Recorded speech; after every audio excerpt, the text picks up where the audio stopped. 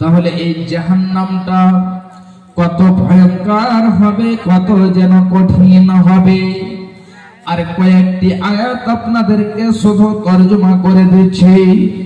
কাল কিয়ামতের মাঠে যখন সমস্ত মানুষদেরকে একত্রিত করে দেওয়া হবে, এক জায়গাতে করে দেওয়া হবে, এমন সমাতে আত্মীয় স্বজন সবাকে দেখিয়ে দেওয়া হবে।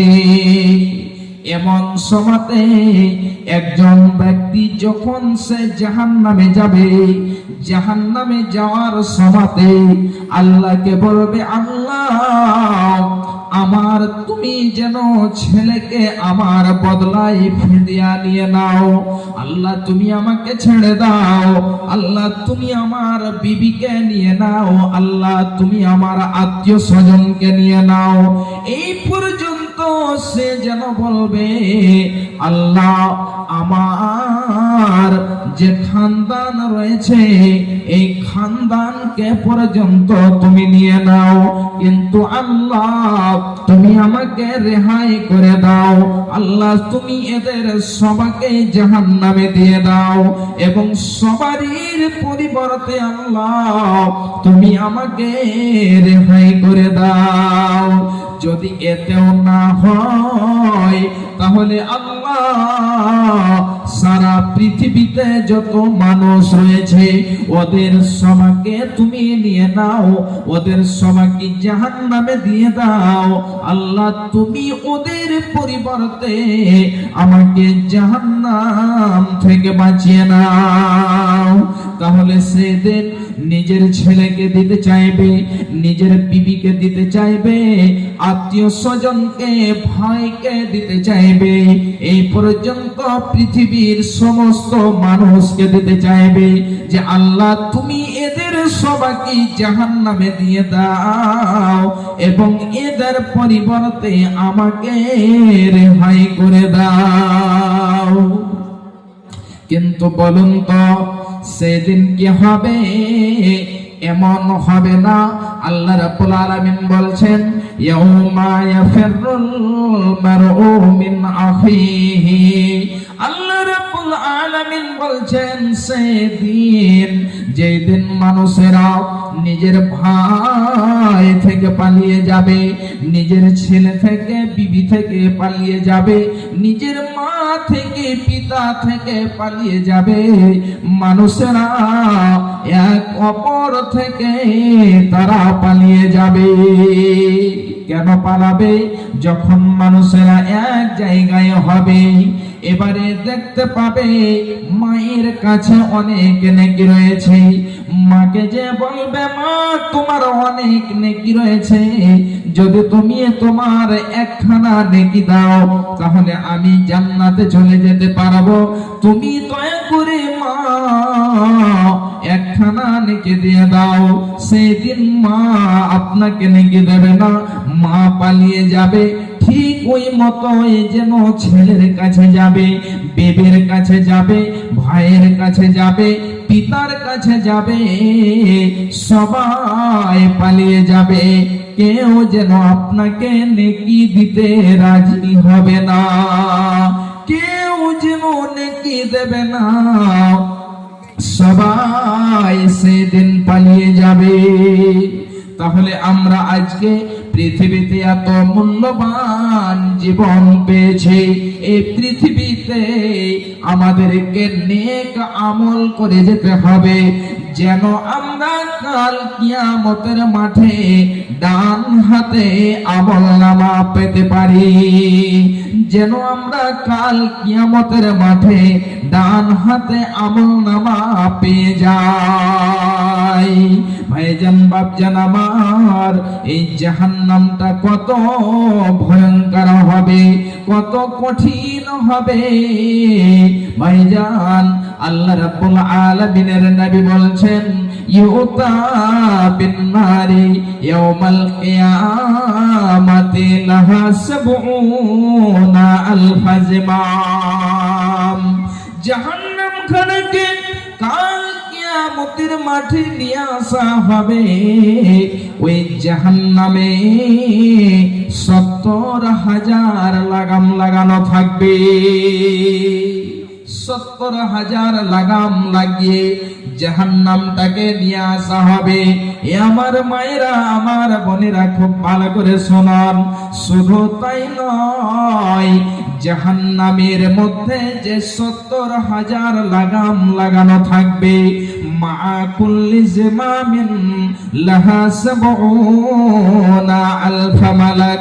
বিশ্বনবী বলছেন যে প্রত্যেকটা লাগামে 70,000 করে ফেরেশতা টানতে টানতে নিয়ে আসবে।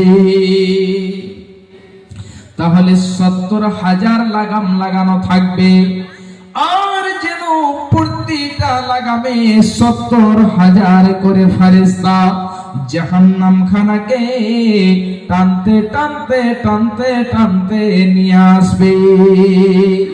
এই জাহান্নামটা কত যেন ভয়ঙ্কর, একটি হাদিস আপনাদেরকে আমি বলছি, তাহলে খুব যেন বুঝতে পেরে যাবেন, খুব তাড়াতাড়ি যেন বুঝতে পেরে যাবেন যে জাহান্নামটা কত যেন ভয়ঙ্কর হবে। জাহান্নাম সম্পর্কে বিশ্বনবী আমার বলছেন, রাবি হচ্ছেন হযরতে আবু হুরায়রা রাদিয়াল্লাহু তাআলা আনহু।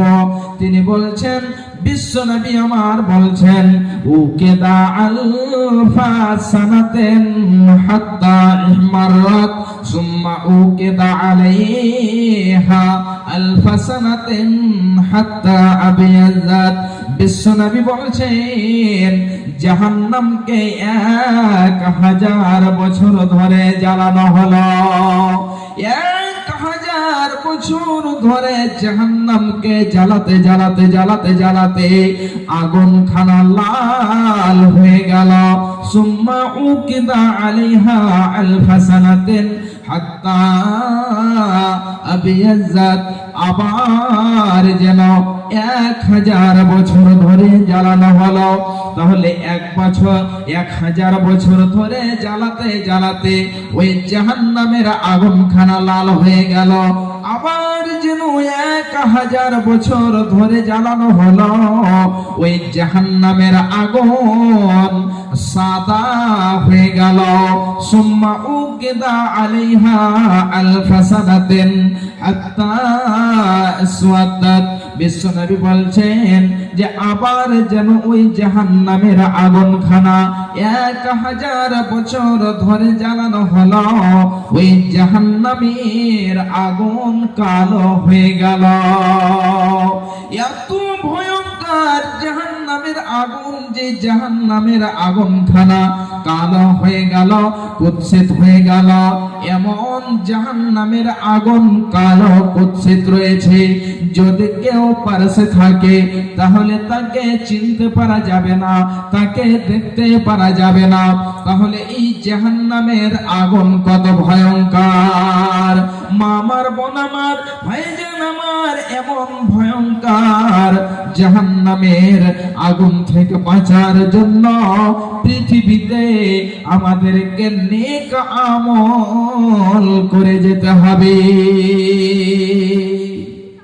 যদি আমরা নেক আমল না করে যাই, তাহলে কিন্তু আমাদেরকে এই ভয়াবহ কঠিন জাহান্নামে যেতে হবে।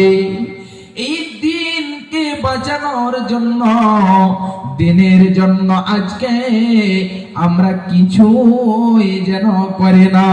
সাহাবায়ে কেরামকে দেখেন, সাহাবায়ে কেরাম নিজের মাল পর্যন্ত দিয়েছেন।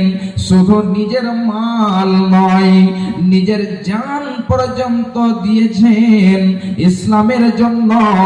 নিজের গলা পর্যন্ত কাটিয়ে দিয়েছেন। ভাইজান বাপজান আমার, এই সাহাবীরা নিজের জানকে জান মনে করেননি এই ইসলামকে বাঁচানোর জন্য। আজকে আমরা যেন সব কিছু ভুলে গিয়েছি। নবীজি আমার নিজের যেন দেহ থেকে রক্ত ঝরিয়ে দিয়েছেন, কিন্তু তাদের জন্য কোন রকমেরই কষ্ট দিতে চায়নি। বিশ্বনবী আমার যখন তায়েফ গেলেন, এই তায়েফে যাওয়ার পরে কাফেরেরা, বেদিনেরা, মুশরিকেরা নবীজিকে পাথর মেরে এমন যেন আঘাত দিয়েছিল, নবীজির সারা শরীর থেকে, নবীজির সারা জিসম থেকে রক্ত ঝরে ঝরে, সারা শরীর থেকে রক্ত বয়ে বয়ে নবীজির জামা কাপড় রঙিন হয়ে গিয়েছে। এমন সময়তে বিশ্ব নবীর কাছে যেন ফেরেশতা চলে এসেছে। ফেরেশতা এসে বলছে, ওগো নবী মুহাম্মদ, যদি আপনি চান যে এদেরকে আমি হালাক করে দিই, তায়েফবাসীকে আমি শেষ করে দিই, তাহলে আমার কাছে পাহাড়ের ফেরেশতা রয়েছে। আমি ওদেরকে পাহাড়ের মধ্যখানে ফেলে দিয়ে, ওই দুই পাহাড়ের মধ্যখানে তাদেরকে চেপে দিয়ে আমি তাদেরকে নষ্ট হালাক করে দেব, তাদেরকে ভূমিসাৎ করে দেব। বিশ্বনবী বলছেন, না, এটা করতে হবে না। এই জন্য এরা বুঝে না, হয়তো এদের আল আওলাদ থেকে, এদের সন্তান থেকে এরপরে যারা আসবে ওরা ঈমান নিয়ে আসতে পারে। তাহলে দেখেন, বিশ্বনবী আমার রক্ত বয়ে গিয়েছে, বিশ্বনবী আমার অজ্ঞান হয়ে পড়ে গিয়েছে। ওই তায়েফের সন্তানেরা, তায়েফের ছেলেরা যে মতো একজন পাগলের পিছনে ছেলেরাকে লেলিয়ে দেওয়া হয়, ছেলেরা যেমন পিছনে পড়ে যায়, ঠিক ওই মতোই বিশ্ব নবীর পিছনে ওই তায়েফের ছেলেদেরকে লেলিয়ে দেওয়া হয়েছিল। তবুও বিশ্ব নবী আমার তাদের জন্য বদদুয়া করেননি, তাদের জন্য এটা আদেশ দেননি তাদেরকে হালাক করে দেন। ভাইজান বাপজান আমার, তাহলে আমরা যেন কি করেছি, আজকে আমরা জীবনে কতটা যেন আমল করেছি। ভাইজান বাপজান আমার, আর একটি হাদিস আপনাদেরকে আমি বলছি, তাহলে খুব ভালো করে বুঝবেন। জাহান্নামী জাহান্নামে যাবে, ওই জাহান্নামটা কত কঠিন হবে। বিশ্ব নবী বলছেন, জাহান্নামীরা জাহান্নামে যাবে, তাদের শরীরটা এত বড় হবে, এত বড় হবে। বিশ্বনবী বলছেন, তাদের শরীরের চামড়া 42 গজ হবে। তাদের শরীরের চামড়া যদি এত মোটা হয়, তাহলে তাদের যেন শরীরটা কত বড় হবে। বিশ্বনবী বলছেন, এবং তাদের যে দাড়টা হবে, তাদের যে থুতনিটা হবে, এই যেন দাড়টা তাদের উহুদ পাহাড়ের সমান হবে। বিশ্বনবী বলছেন, ওয়া ইন্না জারসাহু মিসলা উহুদিন, তাদের দাড়টা হবে উহুদ পাহাড়ের সমান। এবং তাদের বসার জায়গাটা বিশ্বনবী বলছেন যে মক্কা থেকে নিয়ে মদিনা পর্যন্ত এত বড় একটা জায়গা জাহান্নামীর বসার জায়গা হবে। মক্কা থেকে নিয়ে মদিনা পর্যন্ত প্রায় 450 কিলোমিটার, এত বড় একটা জায়গা জাহান্নামীর বসার জায়গা হবে।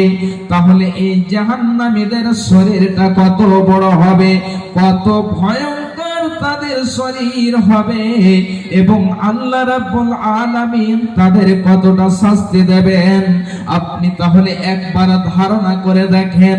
যাদের থুড়িটা হবে উহুদ পাহাড়ের সমান এবং যাদের শরীরের চাম হবে 42 গজ এবং যাদের বসার জায়গাটা হবে মক্কা থেকে নিয়ে মদিনা পর্যন্ত, এত বড় একটা বিশাল জায়গা, তাহলে ওই জাহান্নামীরা কত যেন ভয়ঙ্কর হবে। আল্লাহ রাব্বুল আলামিন এত বড় শরীর কেন দেবেন, এত বড় জিসম কেন তাদের বানাবেন? এই জন্য বানাবেন যেন তাদেরকে বেশি বেশি করে শাস্তি দেওয়া যায়, এমন ভয়ঙ্কর তাদেরকে শাস্তি দেওয়া হবে। ভাইজান, আজকে আমরা আখিরাতকে বলে ভুলে গিয়েছি, জাহান্নাম বলে মনে পড়ে না, আমরা জাহান্নামকেও ভুলে গিয়েছি। এত কঠিন জায়গা। বিশ্বনবী আমার বলছেন, শুনে রাখুন, মান সাআলাল্লাহাল জান্নাতা সালাসা মাররাতিন। বিশ্বনবী বলছেন, যে ব্যক্তি দিনে রাত্রিতে 3 বার আল্লাহর কাছে জান্নাত কামনা করবে, কালাতিল জান্নাত আল্লাহুম্মা আদখিলহুল জান্নাহ। জান্নাত তখন বলে, আল্লাহ তুমি এই বান্দাকে, আল্লাহ তুমি এই বান্দিকে জান্নাত দিও, আল্লাহ তুমি এদেরকে জান্নাতে প্রবেশ করে দিও, আল্লাহ তুমি এদেরকে জান্নাতের অধিবাসী বানিয়ে দিও, আল্লাহ তুমি এদেরকে জান্নাতে দিও। আরো বলছেন, ওয়ামান ইস্তাজারা মিনান নারি সালাসা মাররাতিন। এবং যে এই ব্যক্তি জাহান্নামকে 3 বার নাজাত চাইবে, আল্লাহ তুমি আমাকে জাহান্নাম থেকে নাজাত দিও, আল্লাহ তুমি আমাকে জাহান্নাম থেকে পানাহ দিও, কালাতিন নার।